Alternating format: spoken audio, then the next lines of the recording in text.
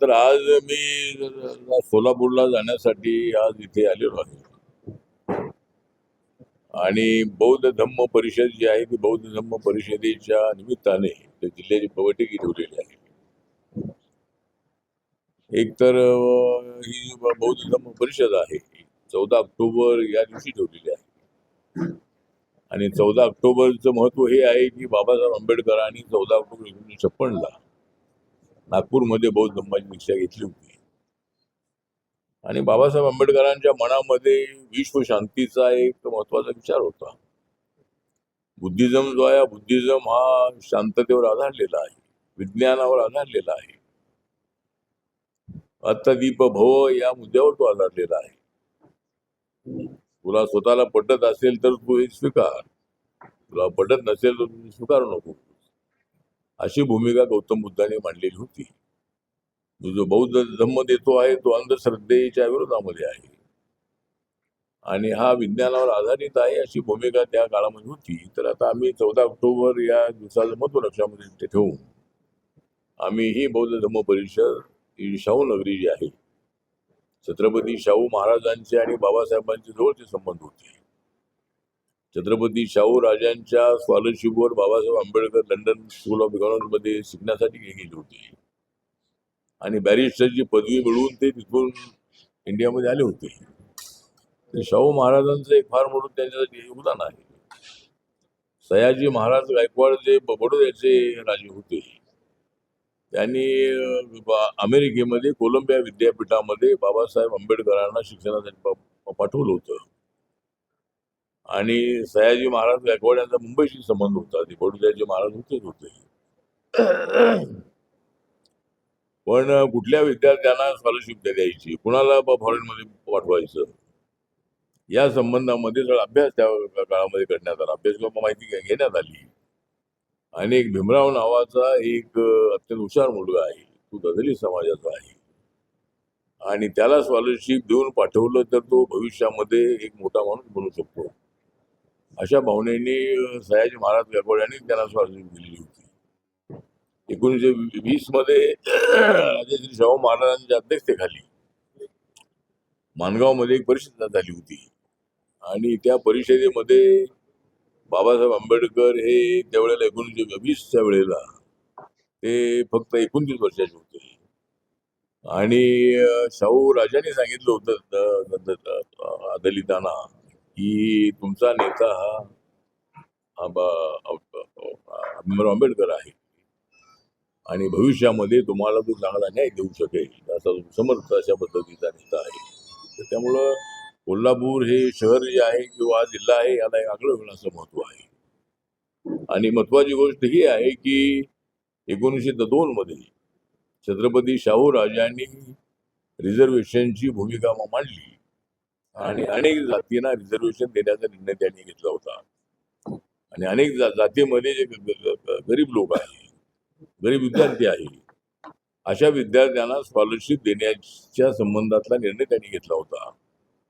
आणि आता त्याला 102 म्हणजे जवळजवळ 124 वर्ष होत आलेली आहे. आणि आज सध्या मराठा आरक्षणाचा मुद्दा सुद्धा हा महाराष्ट्रामध्ये गाजतो आहे. आणि मनोज जरांगे पाटील यांचं आंदोलन मला वाटतं उद्यापासून आजपासून त्यांचं आंदोलन आहे. आणि सर्वात अगोदर मराठा समाजाला आरक्षण देण्याची मागणी दलित क्रांतीच्या काळामध्ये केलेली होती. शेड्यूल कास्ट, शेड्यूल ट्राईब आणि ओबीसीच्या आरक्षणाला धक्का न लावता मराठा समाजातल्या गरीब कुटुंबातल्या मुला मुलींना आरक्षण द्या शिक्षणामध्ये, नोकऱ्यामध्ये, ही मागणी आम्ही नामांतराच्या काळामध्ये केलेली होती. आणि आता एक तर मनोज जरांगे पाटील यांच्या मागणीला आमचा पाठिंबा आहेच आहे. पण सर्व मराठांना ओबीसी समजा, कुणबी समजा, या मताशी आम्ही सहमत नाही. कारण विदर्भामधले मराठा कुणबी आहे, त्यांचं रेकॉर्डला जो कुणबी लागलेला आहे. कोकणामधले जे मराठा आहेत पण त्यांचं कुणबी लागलेलं आहे. त्यामुळे कुणबी जाती ओबीसी मध्ये असल्यामुळं त्यांना आरक्षण मिळण्यामध्ये कसली अडचण नाही आहे. पण पण मराठा म्हणून आम्हाला ओबीसी म्हणा ही त्यांची भूमिका जी आहे, तर त्या भूमिकेच्या संबंधामध्ये एक तर आमच्या मंत्रालयाकडे जर असा प्रस्ताव आला की मराठा समाज हा बॅकवर्ड आहे का, तर त्या संबंधामध्ये त्याचा स्टडी होऊ शकतो. पण समाज म्हणून हा समाज क्षत्रिय समाज आहे आणि या समाजामध्ये राजकारणामध्ये सर्वात जास्त लोक आहेत, सर्वात जास्त मंत्री त्यांचे आहे, सर्वात जास्त आमदार खासदार त्यांचे आहे आणि उद्योगामध्ये आणि शेतीच्या उद्योगामध्ये सहकारामध्ये त्यांचा अत्यंत महत्वाचा अशा पद्धतीचा पुढाकार आहे. पण त्या समाजामध्ये अनेक गरीब कुटुंब सुद्धा आहे. म्हणजे जरी मराठा समाज जरी हा समृद्ध असला तरी सगळीच कुटुंब समृद्ध नाही. आणि त्यामुळे जरांगे पाटील यांचं जे म्हणणं आहे त्या मताशी आम्ही सहमत आहोत की गरीब मराठ्यांना आरक्षण मिळालं पाहिजे. त्यामध्ये आता एवढाच विषय आहे की त्यांच्या आंदोलनानंतर एकनाथ शिंदे मुख्यमंत्री असताना आणि देवेंद्र फडणवीस हे डेप्युटी सीएम असताना, त्यांना आपले अजितदादा डेप्युटी सीएम असताना मराठा समाजाला राज्यामध्ये 10% आरक्षण देण्याचा निर्णय झालेला आहे शिक्षणामध्ये आणि नोकऱ्यामध्ये. सारथी ही संस्था स्थापन करण्यात आलेली आहे आणि सारथीच्या माध्यमातून त्याला चांगलं बजेट देण्यात आलेलं आहे. मराठा समाजातल्या मुलांसाठी हॉस्टेल आहे किंवा इतर फॅसिलिटीज आहेत, या अनेक त्यामध्ये फॅसिलिटी देण्याच्या संबंधातला निर्णय राज्य सरकारने घेतलेला आहे. आणि आता त्यामध्ये एकतर माझी सूचना अशी आहे की आमच्या मंत्रालयाने, नरेंद्र मोदी सरकारने देशामध्ये अनेक दिवसांपासून अशी मागणी होत होती की दलित, आदिवासी आणि ओबीसी आरक्षण मिळते, आम्हाला का मिळत नाही. आमच्या समाजामध्ये सुद्धा गरीब लोकांची संख्या आहे, त्यामुळं आम्हाला सुद्धा आरक्षण मिळालं पाहिजे ही मागणी अनेक समाजातून झालेली आहे सुद्धा आहे आणि ती मागणी रास्तच आहे. कारण त्या समाजातल्या इकॉनॉमिकली बॅकवर्ड असणाऱ्या कुटुंबातल्या मुला मुलींना शिक्षणामध्ये नोकऱ्यामध्ये आरक्षण देण्याच्या संबंधात ती मागणी आहे आणि ती मागणी अगदी अजिबात चुकीची नाही. म्हणून आमच्या मंत्रालयाने, मोदी सरकारने निर्णय घेतलेला आहे की 10% EWS आरक्षण आहे, इकॉनॉमिकली विकर सेक्शन जो आहे, जे फॅमिली SC ST OBC मध्ये येत नाही. मग ती फॅमिली हिंदू असेल, मुस्लिम असेल, ख्रिश्चन असेल, जैन असेल, बुद्धिस्ट असेल किंवा लिंगायत असेल, कुठली असेल, ज्या जातीतल्या कुटुंबाला किंवा ज्या जातीला आरक्षण मिळत नाही तर त्यांना आरक्षण देण्याच्या संबंधातला निर्णय आमच्या सरकारने घेतलेला आहे. पण महाराष्ट्रामध्ये EWSचा फायदा मराठा समाजाला होत नाही आहे. त्याच्या संबंधामध्ये विचार करायला हरकत नाही आहे की इकॉनॉमिक विकर सेक्शन जे 10% आरक्षण आहे, तर त्या आरक्षणामध्ये मराठा समाज सुद्धा असला पाहिजे. कारण आमच्या निर्णयामध्ये हेच आहे की ज्या जाती किंवा ज्या जाती SC OBC मध्ये येत नाही त्यांना ते आरक्षण देण्याच्या संबंधात आपला निर्णय आहे. त्यामुळं मला वाटतं की ते आरक्षण देण्याच्या संबंधातला निर्णय राज्य सरकारने घ्यायला हरकत नाही आहे. आणि आता वेगळं मराठा समाजाला आरक्षण देण्याच्या संबंधातला निर्णय जर घेतला तर घेतला म्हणजे राज्य सरकारने दिलेलंच आहे. 10% आरक्षण राज्य सरकारने दिलेलंच आणि त्यामध्ये काय कोर्टाची अडचण आलेली नाही आहे. त्यामुळे त्या 10%चा फायदा मराठा समाजाला कसा मिळेल या दृष्टिकोनातून निर्णय होणं अत्यंत आवश्यक आहे. आणि ज्यांच्या नोंदी कुणबी आहे त्यांना ओबीसी म्हणून आरक्षण मिळालंच पाहिजे. ज्यांच्या नोंदी कुणबी ऑलरेडी मिळालेले आहे. जरांगे पाटील यांच्या आंदोलनाच्या नंतर हैदराबाद गॅजेट आहे किंवा कोल्हापूर गॅजेट आहे किंवा अनेक जे गॅजेट्स आहे त्याच्यामध्ये ज्यांचा कुणब्याचा उल्लेख आहे तर त्यांना आरक्षण देण्याच्या संबंधातला निर्णय जो आहे ऑलरेडी आहेच आहे. त्यामध्ये अडचण हीच आहे की सरसकट मराठा हे सगळे कुणबीच आहे. अशा पद्धतीची भूमिका जर कोणी मांडत असेल तर ते कोर्टही मान्य करणार नाही आहे. आणि जरी आता आमच्या मंत्रालयाकडे कुठल्या जातीला एससी मध्ये टाकायचं, ओबीसी मध्ये टाकायचं, डीएनटी मध्ये टाकायचं हा अधिकार आमच्या मंत्रालयाचा आहे. पण आमच्या मंत्रालयाकडे राज्य सरकारकडून ती शिफारस घ्यावी लागते. त्यानंतर आमची जी एक्सपर्ट समिती आहे त्याचा अभ्यास करते की बरोबर ही जात बॅकवर्ड आहे का. आणि कालेलकर कमिशननी ज्या जातींचा जो सर्वे केलेला होता तर त्याच्यामध्ये मराठा ही काही जात आलेली नाहीये. त्याच्यामध्ये कुणबी आली, माळी आली, आगरी आली, अशा अनेक ज्या जाती आहे त्या जाती त्याच्यामध्ये आलेल्या आहेत. पण मराठा समाज हा काही त्यामध्ये आला नव्हता. आणि त्यामुळं कालेलकर कमिशनच्या शिफारशीप्रमाणे आता व्ही.पी. सिंग असताना मंडल आयोगाच्या शिफारशी या मंडल आयोग नेमण्यात आला होता. तर त्यांच्या शिफारशी मान्य करण्याचा निर्णय व्ही.पी. सिंग यांच्या काळामध्ये झालेला आहे. आणि ओबीसीना 27% आरक्षण मिळालेलं आहे. आता त्या आरक्षणामध्ये सध्या बाळकृष्ण रेणके जे आपले महाराष्ट्रातील होते, पाणी आणायला सांग की पाणी. आणि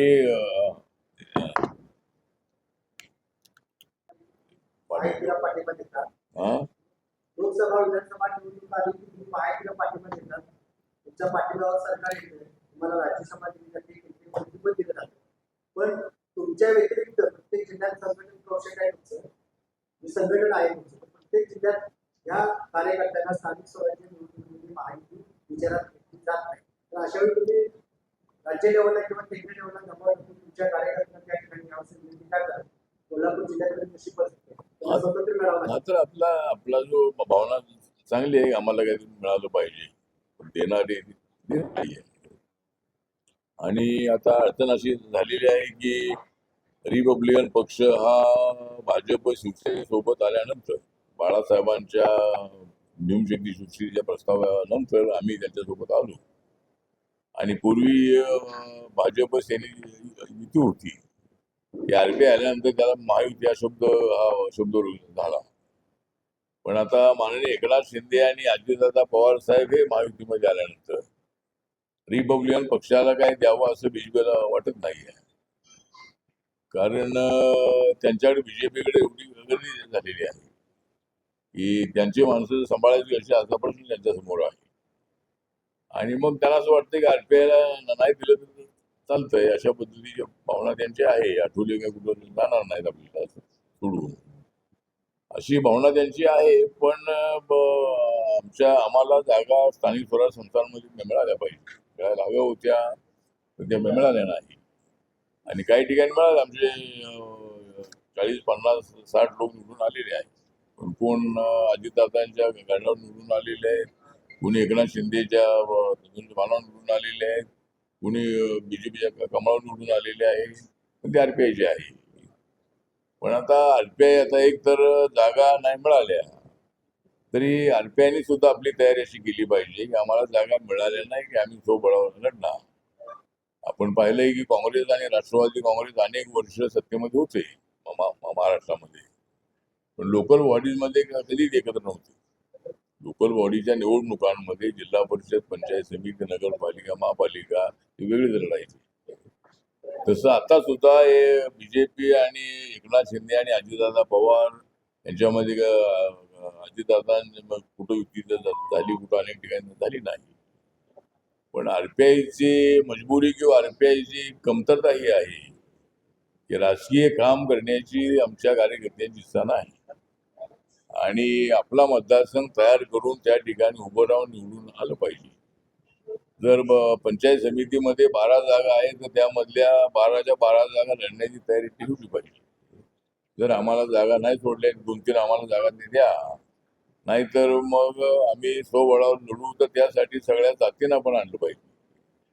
मी तर हे सांगितलंय की आता आपली गावाची शाखा जी आहे आरपीआयची, ती बौद्धवाड्याची शाखा फक्त असता कामा नये. ती शाखा गावाची शाखा असली पाहिजे.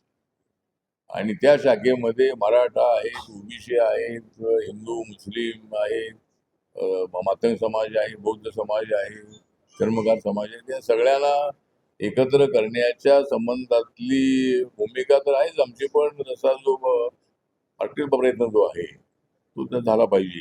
त्यामुळे भविष्यामध्ये असा आपल्याला प्रयत्न करणं आवश्यक आहे. आणि दुसरी गोष्ट अशी आहे की आता आम्हाला MLC देतो असं देवेंद्र यांनी सांगितलेलं आहे.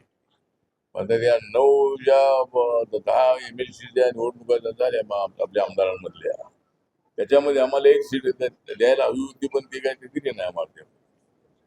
पण आता या ज्या 17 जागा ज्या जिल्हा परिषद आणि नगरपालिकेच्या स्थानिक स्वराज्य संस्थांच्या जागा आहे, ती जागा आम्ही मागितली नाही. कारण त्यामध्ये निवडून येणं थोडंसं अडचणीचं आपल्यासाठी. म्हणजे ते सगळ्या याला म्हणजे त्या अडचणीत असल्यामुळे आम्ही काही ती मागणी केली नाही. पण आमची मागणी आहे की आता 5 ज्या गव्हर्नर नॉमिनी जागा आहे, त्या जागा मधली एक जागा आम्हाला मिळावी अशी आमची मागणी आहे. देवेंद्रजी मान्य केली होती. त्यानंतर 2 तरी महामंडळाचे अध्यक्षपद आम्हाला मिळावे आणि लवकरात लवकर महामंडळ करावे. आता 1.5 वर्ष होऊन गेलेलं आहे. सरकार येऊन आता 1.5 वर्ष होऊन गेलेलं आहे. त्यामुळं लवकरात लवकर आता सगळ्या इलेक्शन झालेले आहेत आणि लवकरात लवकर महामंडळाची स्थापन करावे.